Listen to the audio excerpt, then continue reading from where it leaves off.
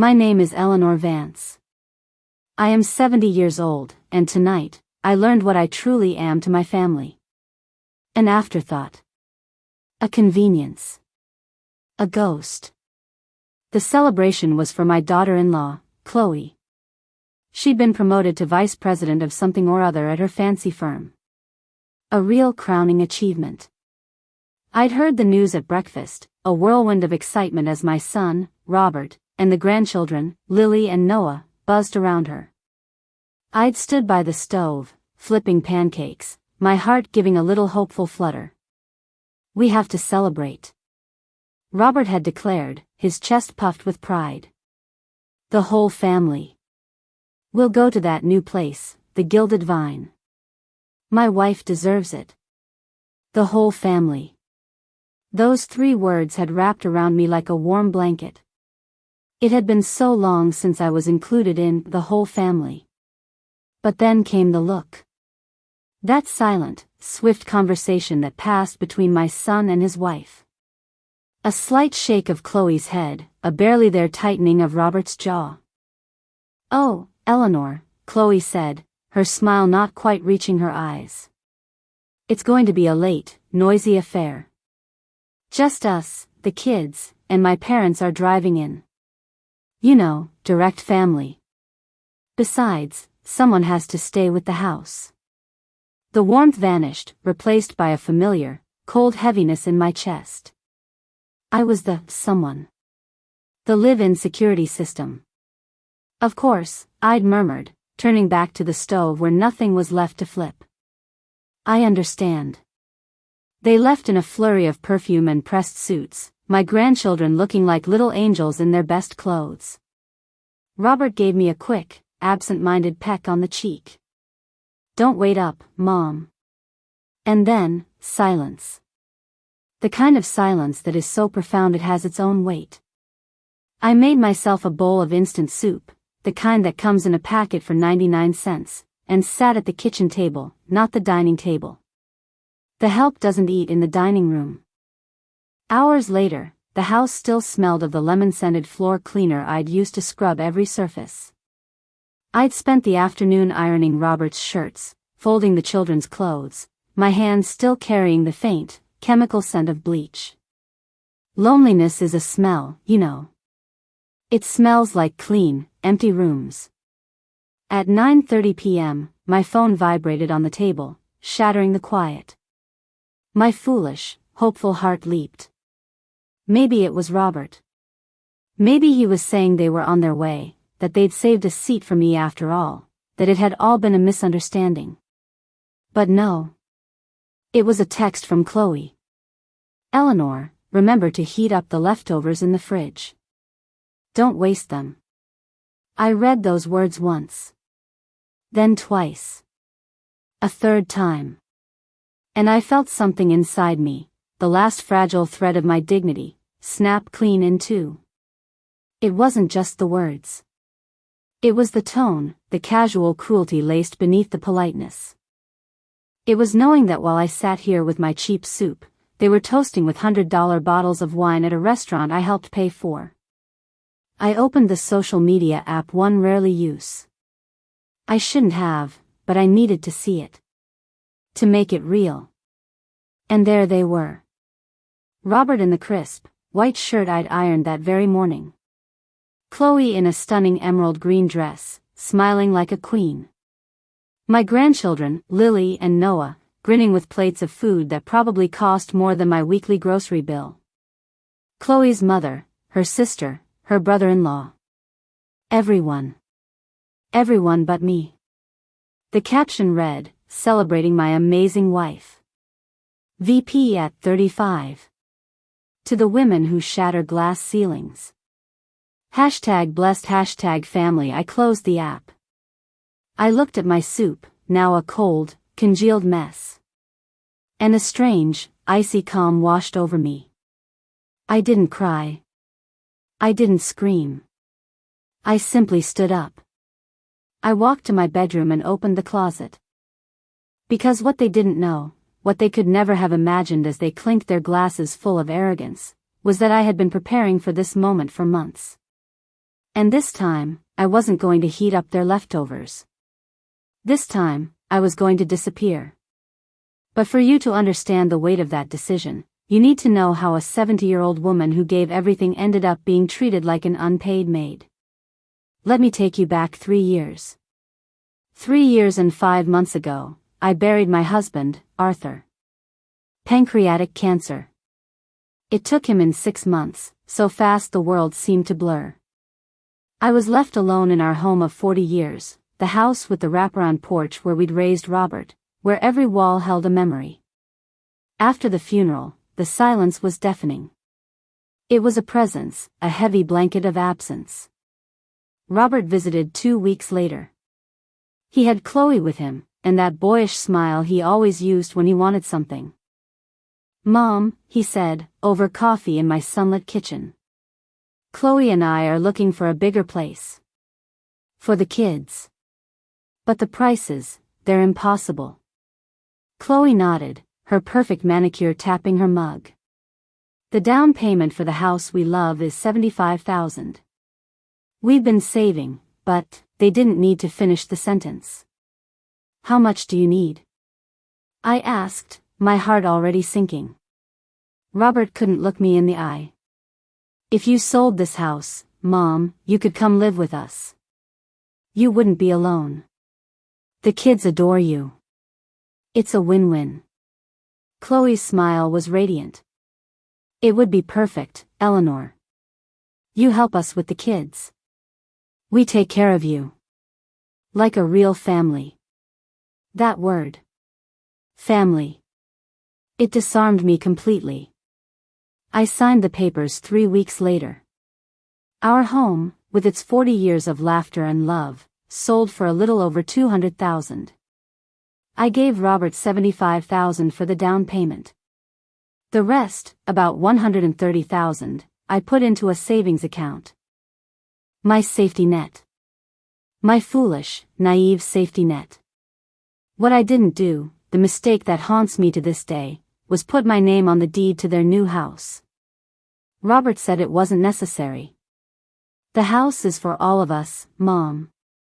Why complicate the paperwork?" And I, like a fool, trusted my only son. The new house was in a pristine, gated community. 3 bedrooms, 3 bathrooms, a kitchen with stainless steel appliances. It was beautiful. And it was cold. The first few months were tolerable. I fell into a routine. Up at 5 a.m. to make coffee the way Robert likes it. Breakfast for everyone. Packing lunches. Walking the kids to the bus stop. Chloe would dash out, impeccable in her power suits, barely grunting a goodbye. Robert would leave later, sometimes with a "Thanks, Mom," sometimes with just a distracted nod. And I stayed. I cleared plates. I did laundry. I mopped floors that never seemed to meet Chloe's standards. Every evening, she would conduct her inspection. A finger run along the mantel for dust. A critical frown if a glass was out of place in the cabinet. "Eleanor, the chrome in the shower has water spots." "Eleanor, Noah's sweater is pilling. You used the wrong cycle." "Eleanor, did you have to use so much olive oil?" "It's the expensive one." I was never Mom. I was Eleanor. A name on a chore list. The children were my only joy. Lily would hug me when she got home from school. Noah would fall asleep in my lap as I read him stories. But I saw the way Chloe's face would harden when she saw us together. I was a rival for their affection, not a grandmother. The slights became routine. Family dinners were planned, and I'd be told at the last minute. Their friends would come over, and I'd be introduced as Robert's mom, who helps us out, never as part of the family. At Christmas, they took the family photo in front of the tree. "Your hands are steadier, Eleanor," Chloe said, pressing the camera into my hands. "You take it." I stood behind the lens, capturing their perfect, smiling faces. That photo was framed and placed on the living room shelf. I am nowhere to be seen in this house. I had become a ghost in my own life. But all of that, all the accumulated humiliations of 3 years, was nothing compared to the text about the leftovers. That text was the final, definitive proof of my invisibility. And it woke something up in me that had been sleeping for a very long time. After I replied, okay, to Chloe's text, I didn't go to my room to cry. I went to war. I took my large suitcase from the closet, the one Arthur and I used on our anniversary trip to the coast. I placed it on the bed. But before I packed a single blouse, I walked to the back of the closet and moved a stack of old shoeboxes. Behind them, wrapped in a plastic bag, was my mother's old sewing box. Inside, nestled next to spools of thread, was a hardcover, spiral-bound notebook. This was my secret ledger. My insurance policy. For the last 3 years, I had documented everything. Every single dollar I had poured into this beautiful, cold prison. I sat on the edge of the bed and turned the pages, my fingers tracing the numbers. Initial down payment, $75,000 new refrigerator, $2,100 living room set, $3,500 master bathroom remodel, $7,200 55-inch television, $1,800. The list went on and on. But the real drain was the monthly mortgage. Robert paid $500, telling me that was his share. But one day, I'd found the mortgage statement. The total was $1,600 a month. I was paying the difference, $100, every single month, from my widow's pension of $1,750. That left me with $650 a month for everything else, my clothes, my personal items, my life. I did the final calculation. Down payment, furniture, improvements, and 36 months of mortgage top-ups. The total I had invested in this house was $151,400. $151,400. Almost every cent from the sale of my home with Arthur. But the true power, the key to my freedom, was at the bottom of the sewing box. A manila envelope, gone slightly yellow with age. I pulled out the documents inside. The deed to the property. My eyes, even with their 70-year-old faintness, found the line without trouble. My name. Only my name. When we'd purchased the house, the notary, an old family friend named Mr. Henderson, had advised it. Since you're providing the full down payment, Eleanor, it's cleaner to put it in your name first. You can always add Robert later. Robert had agreed. Sure, Mom, whatever is easiest. And then, life happened. We never got around to it. He'd ask occasionally, but it was always postponed. And I, whether out of subconscious wisdom or sheer forgetfulness, never pushed. Now, I knew it was wisdom. A deep, maternal instinct to protect myself. With the deed in my hand and the notebook of proof, I made 3 phone calls. The first was to my niece, Beatrice. A firecracker of a lawyer, 39 years old and specializing in family and property law. I told her everything. Aunt Eleanor, she breathed when I finished. This is a legal slam dunk. The house is yours. They are your tenants. You can evict them, charge them back rent, you hold all the cards. The second call was to Mr. Henderson, the notary. Eleanor, he said, his voice full of sorrow. I was afraid of this. I'll see you first thing in the morning. The third call was the hardest.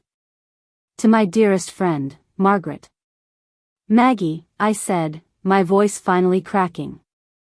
Is that room above your garage still available? You come whenever you're ready, Ellie, she said, without a moment's hesitation. I've been waiting for this call. It was after 11 p.m. According to their social media, they were having dessert. I had time. I packed my suitcase with what was truly mine. My clothes. The photo of Arthur and me on our wedding day. The quilt my grandmother made. My favorite books. My good perfume. Every item felt like a piece of my soul being reclaimed. Then, I sat at my small desk and wrote a letter. Robert, for 3 years, I have lived in this house as a ghost. I cooked your meals, cleaned your floors, raised your children, and paid your bills, all while being treated as an inconvenience. Tonight, as you celebrated and thought of me only to remind me to eat your leftovers, I made a choice. I choose to no longer be invisible. You will find documents on your nightstand. Read them. We will speak soon, with lawyers present. I have loved you my whole life, but love should not require the surrender of one's dignity. Mom. I placed the letter on his pillow. On his nightstand, I left the manila envelope with the deed. I attached a sticky note. This house has always been mine. I have invested $151,400 in it. We will discuss the future at the notary's office. I took one last look around the room that had been my cage. Then, I wheeled my suitcase down the hall, down the stairs, and out the front door. I didn't feel sadness. I felt a profound, soaring sense of freedom. I called a taxi from the end of the street. As we drove away, I didn't look back.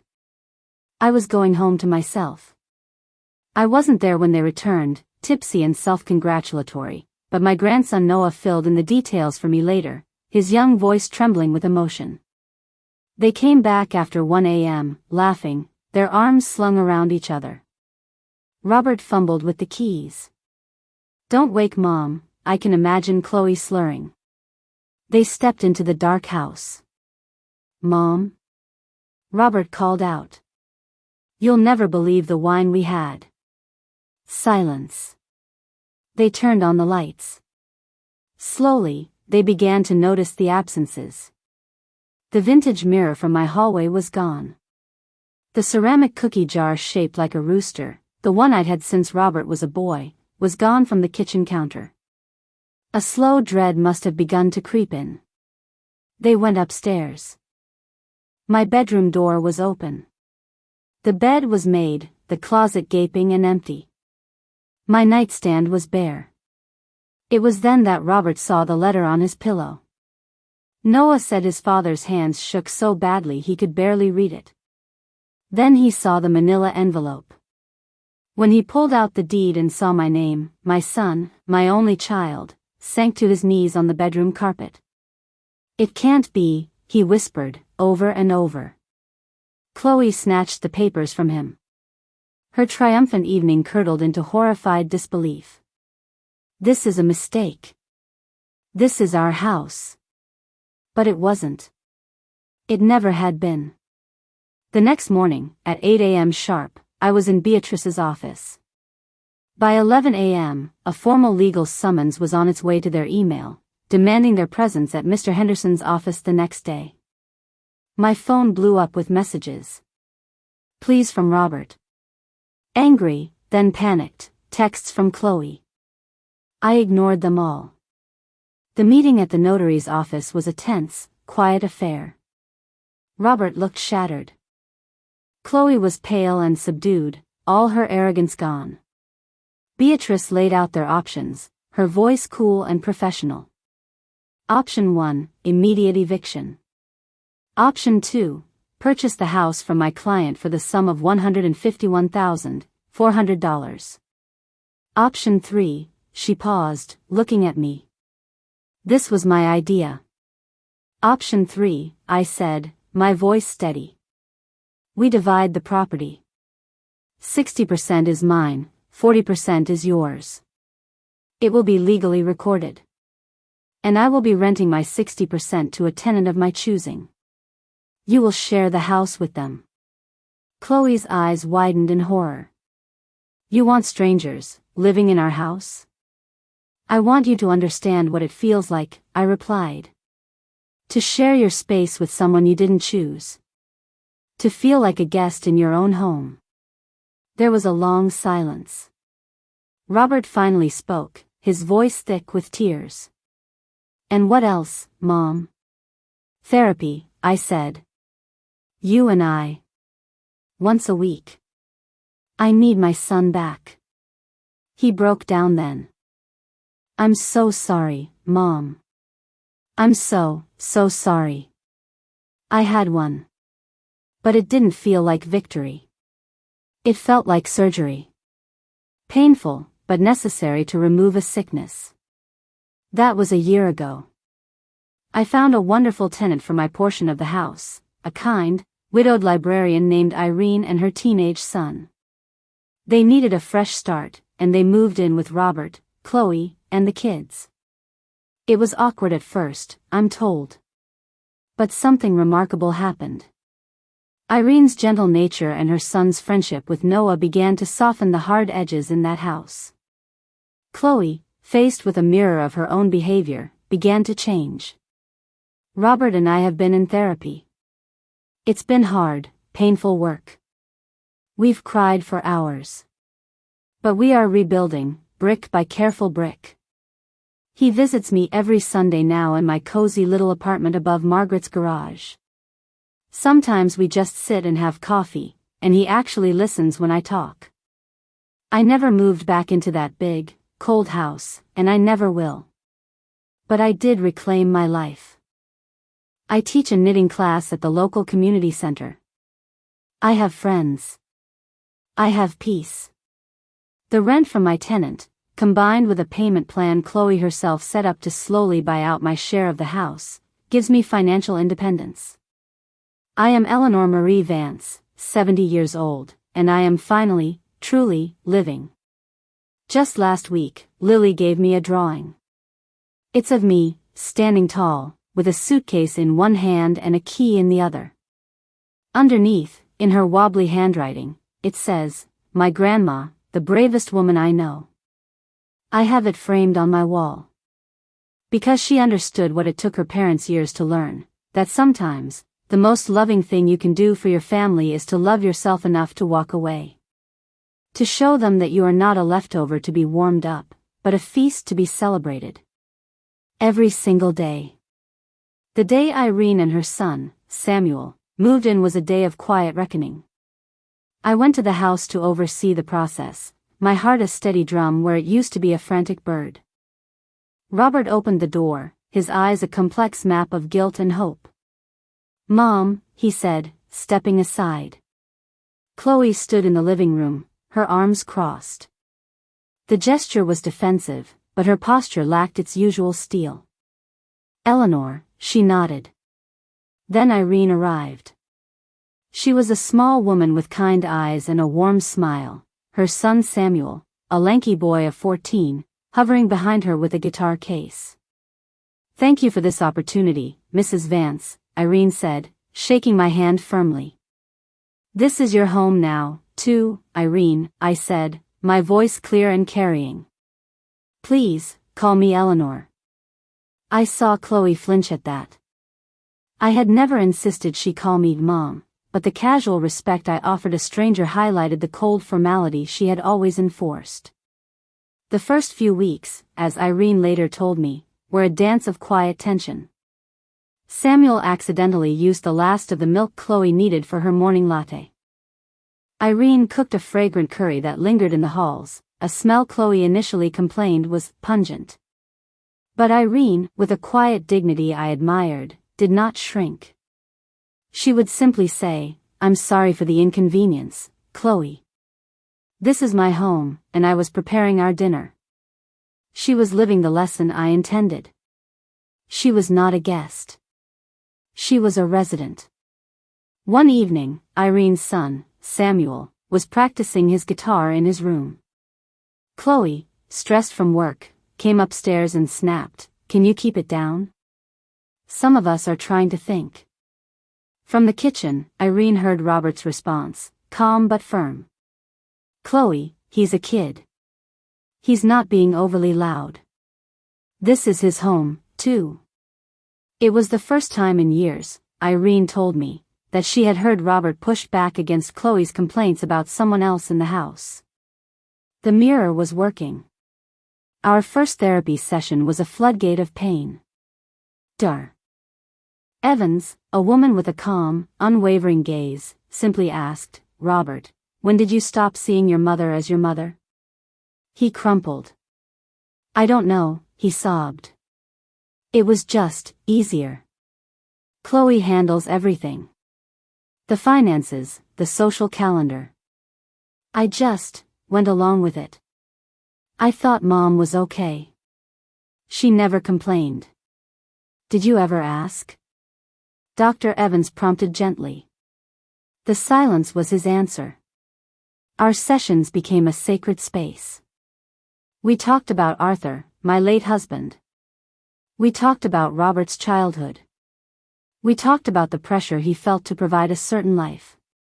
Slowly, the corporate vice president faded away, and I began to see glimpses of my son again. The first Sunday he came to my apartment alone, he brought a box of my favorite pastries from the bakery I'd loved for decades, the one near our old house. "I remembered," he said, a shy smile on his face. We sat at my small table, the morning sun streaming in, and we talked. Not about the house, or the kids, or Chloe. We talked about the book I was reading. We talked about a documentary he'd seen. It was the most normal, most precious conversation we'd had in years. With Irene and Samuel as a constant, gentle presence, Chloe's carefully controlled world was unraveling. She couldn't command the thermostat. She couldn't complain about the state of the living room without it being a shared space. The lady of the house title she'd clung to was rendered meaningless. She started individual therapy, a fact Robert shared with me tentatively, as if expecting me to gloat. I felt no gloating. I felt a distant pang of pity. One afternoon, she showed up at my apartment. It was a rainy Tuesday, and she stood on my doorstep, soaked and without an umbrella. "Eleanor," she said, her voice raw. "Can I come in?" I made her tea. She sat on my sofa, clutching the mug like a lifeline. "My mother called," she began, not looking at me. "She saw some of the fallout online. She asked me why I had become the kind of woman she raised me not to be." A tear slipped down her cheek. She worked 3 jobs to give me a better life. She was treated like a servant by her employers. And I did the same to you. I said nothing. I just let her talk. I was so afraid, she confessed. Afraid I wasn't good enough. That the kids would love you more. That Robert would see how much better you were at everything. So I made you small. I made you the help so I could feel like the queen. She finally looked at me, her eyes full of a shocking self-loathing. "I am so ashamed." "Shame is a heavy burden, Chloe," I said. "But it's not useless. It can tell you when you've taken a wrong path." "I want to get back on the right path," she whispered. "It's a long road," I said. "And I can't walk it for you." The children were the true barometers of the change. Lily, now 8, started drawing pictures of the whole family, which now included Irene and Samuel. Her world had expanded, not fractured. Noah, 12 and more perceptive, came to see me one afternoon after school. "Dad's different," he said, kicking his feet under my kitchen table. "He plays video games with Sam sometimes. And Mom, she doesn't get as mad about little things anymore." "And how do you feel about that?" I asked. He thought for a moment. "It's quieter. In a good way." Then he asked the question that had likely been burning in him. "Why did you really leave, Grandma? Was it because of Mom's text?"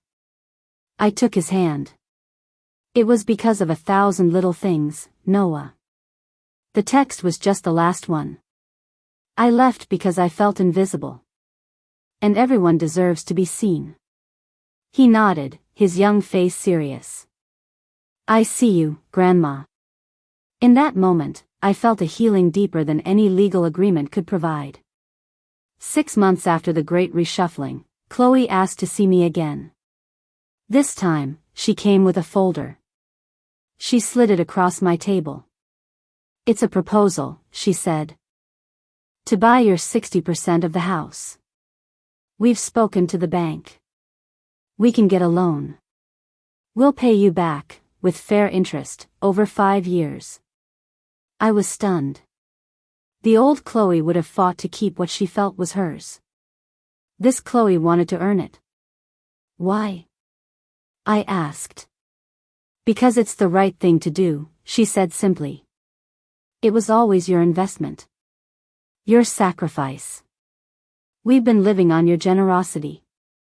I want to sleep at night knowing I'm paying my debts." I looked over the numbers. They were more than fair. "And Irene?" "We've spoken to her. We'd like her to stay on as our official tenant, with a proper lease, if you agree to sell to us. The kids adore her, and Sam, he's been good for Noah." I felt a chapter closing, not with a slam, but with a gentle, satisfying click. "I accept," I said. A week later, I took a trip. I went back to my old neighborhood. I stood outside the house where Arthur and I had built our life. New owners had painted the shutters a cheerful blue. A child's bicycle lay on the front path. It wasn't my house anymore, and that was okay. The memories weren't in the walls, they were in me. I had finally stopped mourning its loss, because I had found myself again. Irene, in her gentle way, became the moral compass of the household. She didn't preach or judge, she simply existed with a quiet integrity that was impossible to ignore. She started a weekly family dinner, insisting that everyone, Robert, Chloe, the kids, and her and Samuel, take turns cooking and cleaning up. Chloe, at first, resisted, citing work. But when she saw Lily's face fall with disappointment, she relented. Irene also began gardening in the small backyard, a hobby she'd loved but had no space for in her old apartment. Chloe, who had always paid a landscaping service to maintain a pristine, impersonal lawn, initially saw it as an intrusion. But one evening, Robert found Chloe outside, kneeling in the dirt beside Irene, learning how to prune the rose bushes Irene had planted. He told me he stood at the window for a long time, watching them, a forgotten weight lifting from his shoulders. Samuel, the quiet teenager, started helping Noah with his math homework. In return, Noah, who was popular at school, helped Samuel navigate the tricky social waters of a new district. An unexpected friendship bloomed, bridging the gap the adults had created. The first major holiday after my departure was Thanksgiving. The invitation came from Robert, his voice cautious over the phone. "We'd love for you to come, Mom. Irene and Sam will be there. It won't be like before." I agreed, my stomach a knot of anxiety. Walking into that house felt surreal. The familiar smells of roasting turkey and pumpkin pie were there, but the energy was different. Lighter. Irene and Chloe were in the kitchen, working in a surprisingly comfortable tandem. Chloe was following one of Irene's recipes. Robert and the boys were setting the table. Lily was making place cards for everyone. I was not ushered toward the kitchen to help. I was guided to the living room armchair and handed a glass of wine. "You're the guest of honor, Grandma," Lily declared. During the meal, the conversation flowed easily. There was laughter. Samuel told a funny story about a school play. Robert talked about a project at work, but this time, he asked for my opinion. When Chloe brought out the pie, she paused. "I'd like to say something," she said, her voice slightly unsteady. "I'm thankful for second chances. And for people who show you grace when you don't deserve it." Her eyes met mine for a brief second before she looked down. "Thank you, Eleanor, for this. For all of this." It wasn't a full reconciliation. But it was a start. A genuine one. In the spring, Robert called me, his voice thick with emotion. "Mom, I was in the attic, looking for the summer fans, and I found a box. Dad's box. My breath caught.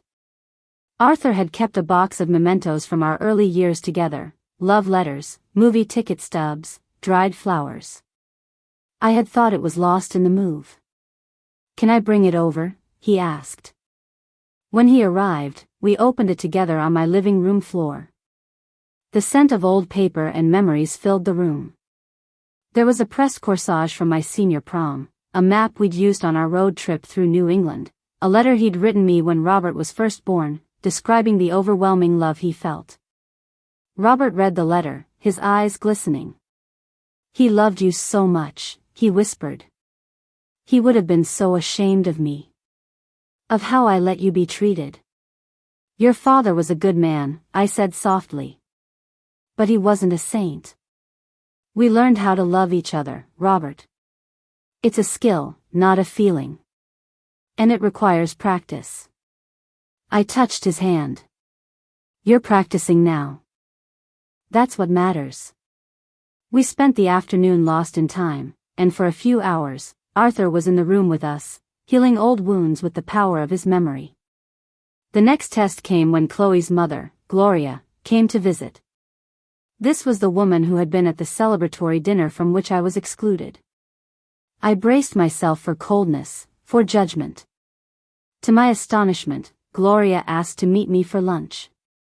She was a tall, elegant woman with the same sharp eyes as her daughter, but they now held a deep weariness. "Eleanor," she began, after we'd ordered. "I owe you an apology.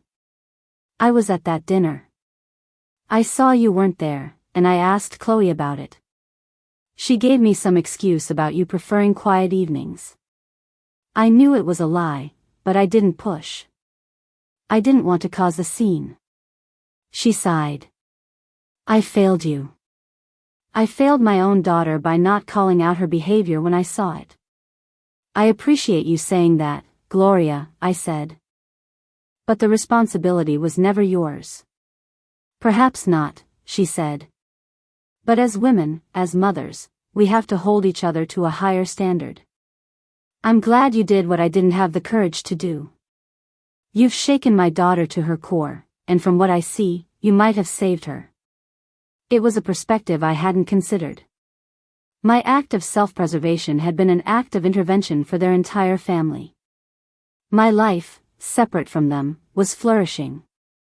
My knitting class at the community center had grown. It was more than just knitting, it was a sisterhood. Women, mostly around my age, gathered to share stories, to complain about their aches and pains, and to celebrate small victories. One woman, Helen, confessed she felt like a burden to her son and daughter-in-law. Another, Patricia, was struggling with the loneliness of widowhood. My story, which I shared with them one day, became a touchstone. It gave them permission to voice their own needs. I wasn't just Eleanor Vance, the grandmother. I was Eleanor, the teacher. Eleanor, the friend. Eleanor, the woman who had reclaimed her narrative. The identity I had forged in the fire of my pain was now a shelter for others. Noah graduated from middle school. It was a small ceremony, but a milestone. I sat in the audience between Margaret and Irene. Robert and Chloe sat on the other side of Irene. When Noah's name was called, we all stood and cheered, a messy, blended, but genuinely happy chorus of support for the boy we all loved. Afterwards, as we were taking pictures, Noah slung an arm around me and then around Irene. "My grandma's," he said, grinning. Chloe, who was holding the camera, paused. For a second, I saw the old flicker of jealousy in her eyes. But then it was gone, replaced by a soft, accepting smile. She snapped the picture. It was a perfect image of our new, complicated, beautiful reality. The day we signed the final papers for Chloe and Robert to buy my share of the house was devoid of the drama of our first notary meeting. It was a quiet, administrative affair. Mr. Henderson smiled as we signed. "I'm happy to see this resolution," he said. "It's not often that families find their way back." I handed Robert the keys that were symbolically mine. "It's your house now," I said. "Truly yours." He hugged me, a long, solid hug. "We built it together, Mom," he whispered. "Just in a different way than we thought." The financial independence the sale provided me was profound. It wasn't just about money, it was about never having to ask anyone for anything ever again. It was the final piece of my freedom. On the anniversary of Arthur's death, I went to the cemetery. I brought him yellow roses, his favorite. I sat on the bench near his headstone and told him everything. About the loneliness. The text. The suitcase. The legal battles. The therapy. The slow, painful mending. The wind rustled the leaves of the old oak tree above me, and a sense of profound peace settled over my soul. I could almost hear his voice, his deep, steady baritone.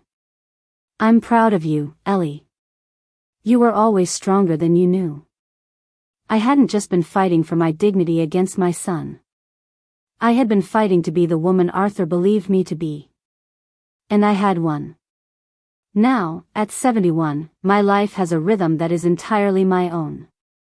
My days are filled with my knitting class, walks with Margaret, books from the library, and long, uninterrupted phone calls with Robert where we talk about nothing and everything. Chloe and I will never be the best of friends, and that's all right.